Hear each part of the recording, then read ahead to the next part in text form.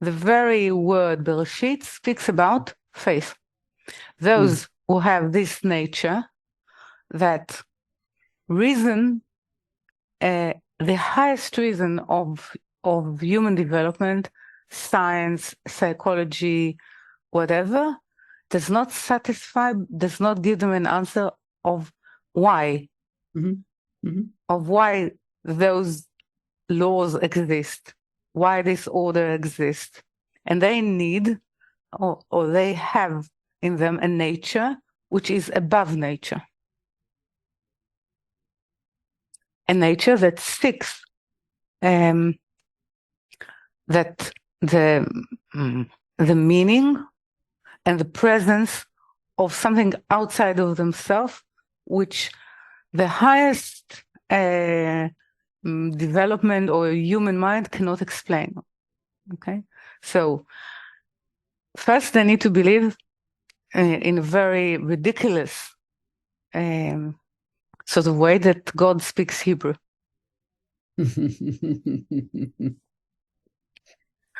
Why not? Yeah, well, it's a difficult, God created, we're saying it created all creation, all nation, not, so why in Hebrew? Why actually it's not, the translation of it is not in the beginning, it's not Genesis. Genesis is actually an Egyptian translation. It's the gene of Isis. It's nothing to do with Bereshit. It's to do with Egypt. It's to do with the way Egypt perceived the renewal of the will to receive to oneself. Okay, so this is just a bit of esoteric knowledge, not from the Kabbalistic side, but this is what it speaks of. So when we translate it, so we cannot. This is why we should say Bereshit. Okay, it means that there is the whole plan of that nature, which start with why actually it is not possible for those who are not coming from Ever, meaning from the root of Ever in the book of Bereshit. What was the specific nature of Ever? There were two qualities that actually stems from him. One is prophecy, that he called his son Peleg because he could see what will happen when there will be the generation of separation, or generation of Babylon, of the Tower of Babylon, and that actually he would always seek something that is beyond his nature. Okay, so and that, so looking, for example, why let's say why the part of Esav or the part of Ishmael refused Torah, because Torah, from the word go, meaning from the word Bereshit, speaks about belief of beyond reason and beyond the nature, beyond the nature, because they're saying how, like Ishmael is saying, how actually can I manage to survive and actually to be in contact with where the blessing was of theft, and you're saying to me, do not steal. And your blessing was that my hand will be in all, and all will have their hand in me. Yado b'kol v'yad kol bo.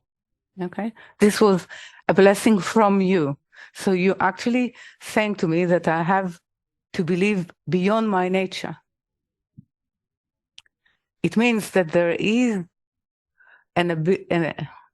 there is a possibility to go outside the determination or determinism of nature into choice, into change. This is the word Bereshit. So it starts with faith. Faith that there is a possibility to go beyond the nature that we were born with, which is the will to receive to oneself. And there is a way to move in time.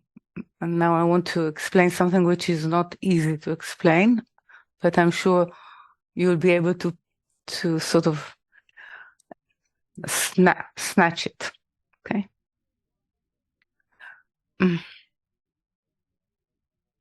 Beyond the sense of being able to elevate above nature, above reason, which is the need for Torah, the need for Bereshit.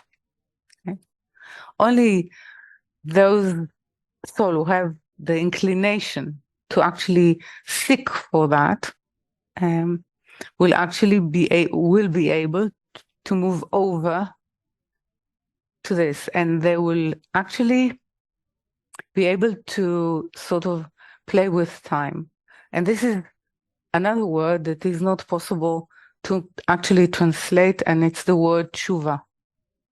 It's nothing to do with repenting. It has to do with returning in time to the point of where I sinned and being able to reform it and to heal it from the now. And no one that has reason will agree that I can go back in time and repair and change reality from there, unless he's reading and is persuaded by science fiction. So the whole notion of teshuva, meaning the whole notion of bina, is only to do with faith. This is why when Malchut, our nature, is coming in contact with bina, we are called the name, the conclusive name, or the constitutional name of the congregation is faith, because we allow teshuva. So then we can, this is why Ishmael and Esav will not believe that they can go back and rewrite the blessing, amend or reform the way they can be, their nature.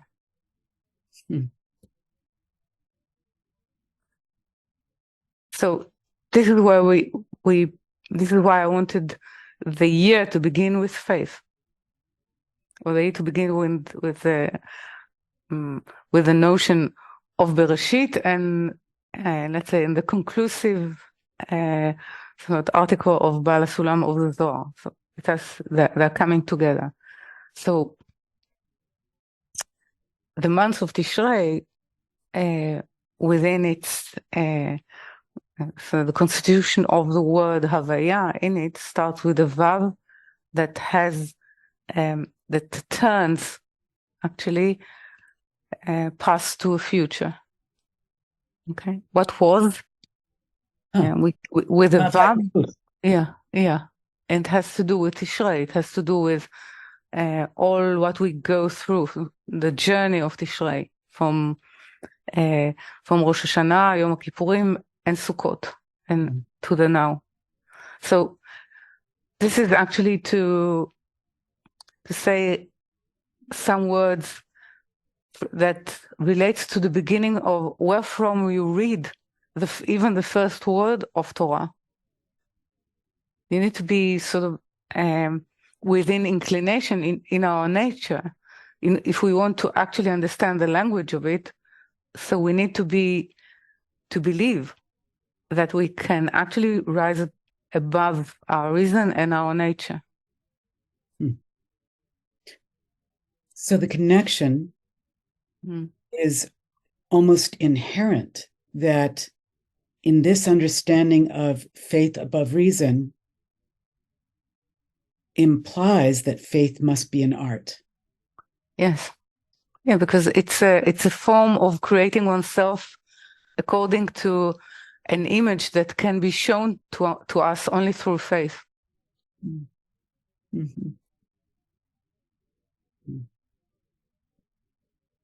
So it's a creative act in that respect. Okay. And it has to do with, again, in Hebrew, we call it Yetziratiut, with Yetzer, the sense of, Nice. The sense of oneself and the other self. I never made the connection between Yotzer and Yetzer. It's interesting. Yeah. Vayitzer, it always suggests that Vayitzer has to do with two natures, and the two nature actually within, let's say, within the arena of faith, they can discuss, they can have a discourse. Outside, there is only one voice, one Yetzer, the will to receive to oneself. So in a way, this discourse is also what models for us the possibility of a discourse with the higher.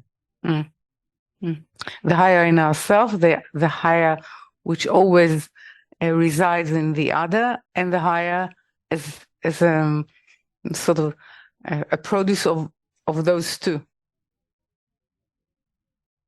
Our perception of the higher, the ultimate, what I call the ultimate other. So the ultimate other can actually, we can sort of nail the relationship only through the particular others. Okay.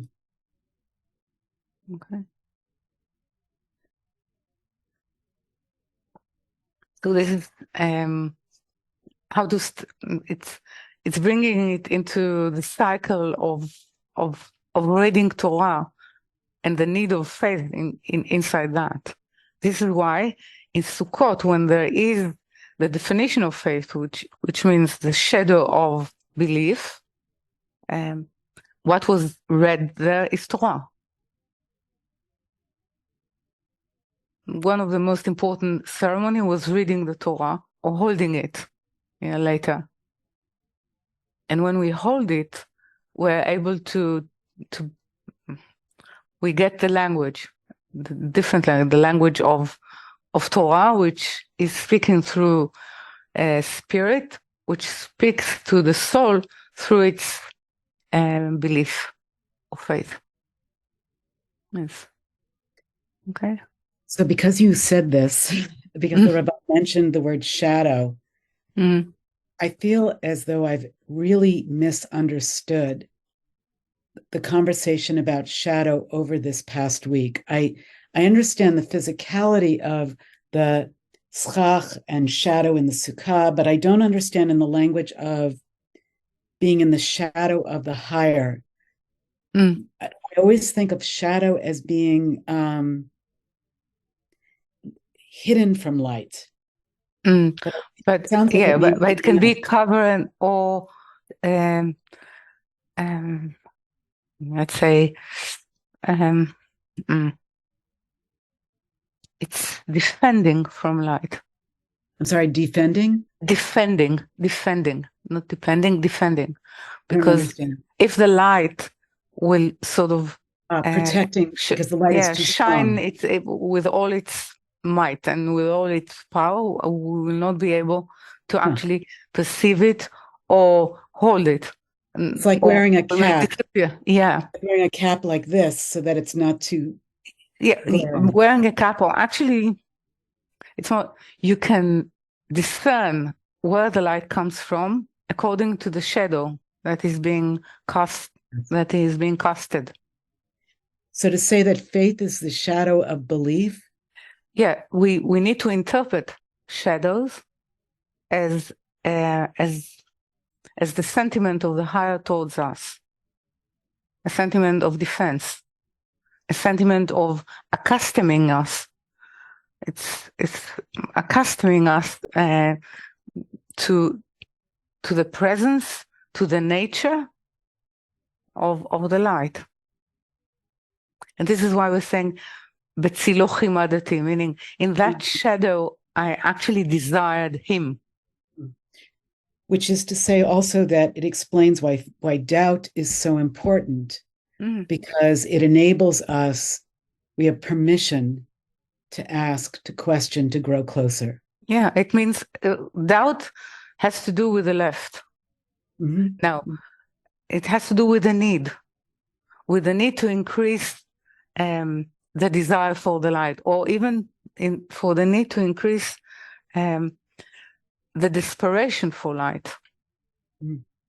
Okay, so it comes with self-criticism, and it comes as well with sort of slowing it down, slowing us down, slowing the pursuit after the truth on one hand. On the other hand, it can actually strengthen it and makes it a question of life and death. And when we speak about, it's very, very important. I think we should listen because it's in the context of faith, and faith being a language of a creative language. I mean, from now I'm speaking creativity in terms of the human. Okay, so it's a creative language, and actually, what the skill of Amalek is to cut the language. Meaning, it's to cut the faith that actually the higher wish the connection. So it's causing the language to get lost. Which everyone who speaks Hebrew and starts to learn Kabbalah feels it very strongly, that we lost the Hebrew. More than if you don't speak the language. You feel that you lost it. You lost the connection of it to the root, and you lost the connection of actually what it truly meant to convey. Okay. So, yeah. So this has to do as well with faith. Okay. So it's the language. It's truly the language in which you can create a true poem, like Ha'azinu. Okay, the true perception, which is a poem, which is shira. It's a language it's a language that allows you to see, to perceive, and therefore to sing. In terms of praise of deep sentiment to the intention of the creation of the creator. And it's more or less, yeah. Okay. Yes, song being a beautiful blend of reason and emotion. You have it very strongly in the word. It's one of you see in the word Bereshit you have the desire, a song of desire, Shir Ta'ev. Yeah. Okay? So this is the left side. It's the desire for the light. This what was created? A desire for the light. What is desire for the light? Desire for meaning, not for understanding the law, but understanding why the law is like that. Yeah? Why I perceive it in that way. So this is part of that language of Bereshit. Okay, and then it's as well. On, let's say, the right side of it will be the one who has awe of Shabbat, Yireh Shabbat. Okay, what it means, Yireh Shabbat? It's an awe, or being able to be a vessel of all the three lines, to be sort of the daughter of it, the produce of it, a direct produce of it. So this is the faith of the right side. Okay, so we have it sort of all. So this is why I'm saying that Bereshit speaks about faith. Yeah. Yeah. Tadaraba. Okay. So I think you have enough. I just hope it won't be too heavy on them. slowly. Yeah. Okay. Okay. We have 3 more questions. Dorothy, Holly, and David Picard. Okay. So with Dorothy. Yeah. Dorothy, unmute yourself. I just did. Okay. Okay. Yes, we can hear you. Yes. You hear me? Okay. Yes. Clearly. There's no words for the horror that we've all been witnessing, but my prayers and my thoughts are with Israel and everybody. My prayers are for the world. So I had a few questions regarding the left and the right again. Being at one point in the article, I can't find it specifically because I was trying to listen. I didn't take good notes. It said that you should be more often in the right So there's inequality of time. So more time should be in the right. That was part A. Part B was this part about, again, I didn't take good notes, where you should be above the public or with the public. Yeah. Okay. And then the third part was, is hope have a place in faith? Okay, but that's last. Let's not go there first. Okay. So we'll start with the time that we need to spend on self-criticism, or on examining actually where from we are coming. So Barcelona usually gives us half an hour a day. Not more than half an hour a day. Okay. So of course, half an hour a day meaning in what? In 24 hours? So 23 and a half is for the right, or half an hour, it means the proportion within the study and within the prayer of actually first doubting ourselves, doubting the connection, translating it into want, doubting where the want comes from. Okay, so all this process. Now, people think that when they have, they tend to have self-criticism, or not to like themselves, or not to love themselves, as the edict of New Age is that we must love ourselves. I don't know why, but it's part of sort of mitzvah that we need to sort of fulfill. But it suggests that the proportion has to do with the strength, that the left in us, because it's our nature, has a huge power on us.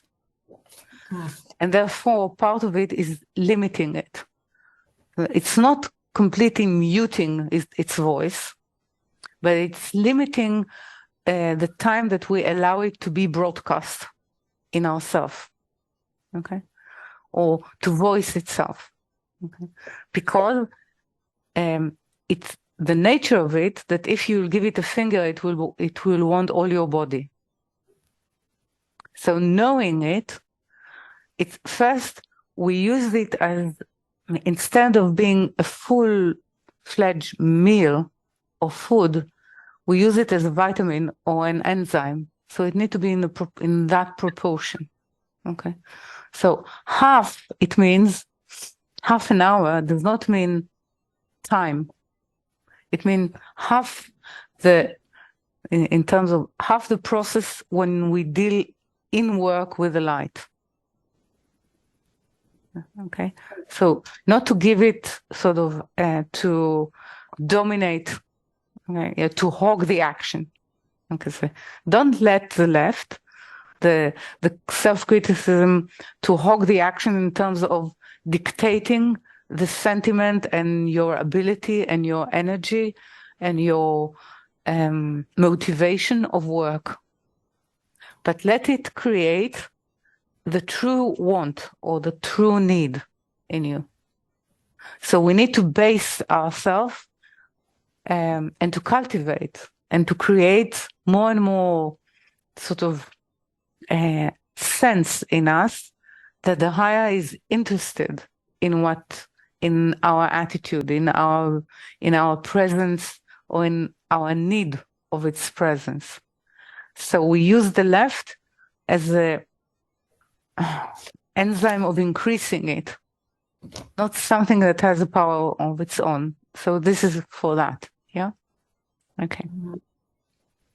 So it is necessary, but it's also very crucial to measure the way we use it and the amount that we take in of the left. Okay. So this is for that. The other question was? The other question was, the article states that there's times where we should be amongst the people, I guess, in consciousness. Yeah. And other times where we should be, it says you almost get special attention. Yeah.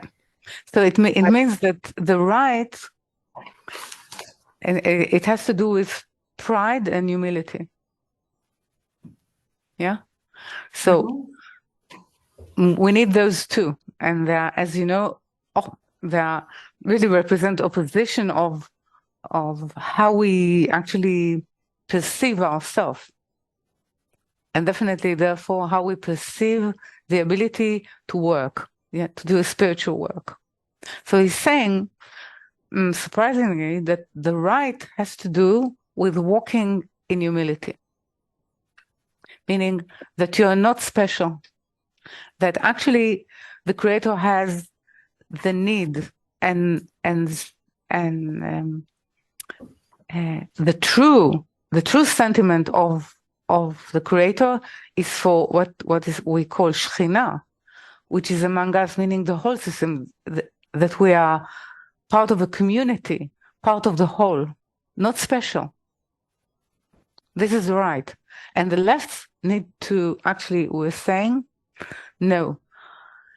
If I really need to understand what the Creator wished for me, and then I need to understand my very special sort of duty or the special need that the system of spirit has from me. So I'm very special, and I'm proud to be a worker of the higher. You need that as well. But this is the left. So this is being understanding that we are part of a community of the spirit, and the left is the particular, the need to build for this whole. Okay, so I'm proud in my ability that I was chosen, even if it's by myself, to be part of reforming, to be his worker consciously. But then I will have to walk in humility, because when I walk in humility, it means that I understand that it is for one spirit, one system, and I'm part of it, of that community. Yeah. So this is how it works. Okay. I understand now. Yeah. Go ahead. I didn't mean to cut you off. And the last question is to do with hope. Yeah. Yes, because I was reading about faith, and I come from a Christian family, and I there's this thing in Christianity where people they kind of confuse their desire with faith at times, or outcome, but that comes into being hope. And I started reading some scriptures on it just out of curiosity, and because I always felt like faith was being completely invested in what the Creator wants. So there. I don't know if it's in the Old Testament, but it's in the New Testament. There's a lot of allusions to, yes, you can pray for what you want also in faith, and have faith that could come to fruition. Yeah, well, it doesn't work in Kabbalistic time. It doesn't work in Israel. It's not what you want, or what you wish, or what your soul wish. It's nothing to do with that. The hope comes, let's say, I will sort of structure hope now. In the relation to faith. Faith, we spoke about screen above reason, above the vessel that creates a return light. The return light is actually the new vessel which is able to hold the light, not only able to hold the light, but able actually to dress it and to allow it to filter itself or to percolate down into the vessel, but into the vessel where the light is always dressed with a return light, which is called grace. Yeah. Now, when it comes in and we feel it, it's hope. Because in Hebrew, it's kav, it's the line. It's the line that managed to penetrate our life below the screen. Hope is the line that reaches us because of faith. Interesting. Thank you. Yeah. Mm-hmm. So only if we sort of come to terms and fulfill the terms of engagement with the higher can we have hope. Okay. So the hope is in the higher, in us being able to fulfill the terms. This is why every Israel morning starts with his belief in us.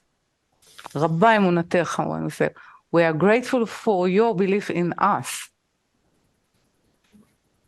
in humanity as a whole. And if this belief managed to sort of percolate, there is hope. It's called tikva. Okay, it's the line that connects the bottom part, the last part to the higher, to the higher name of Havaya. Okay.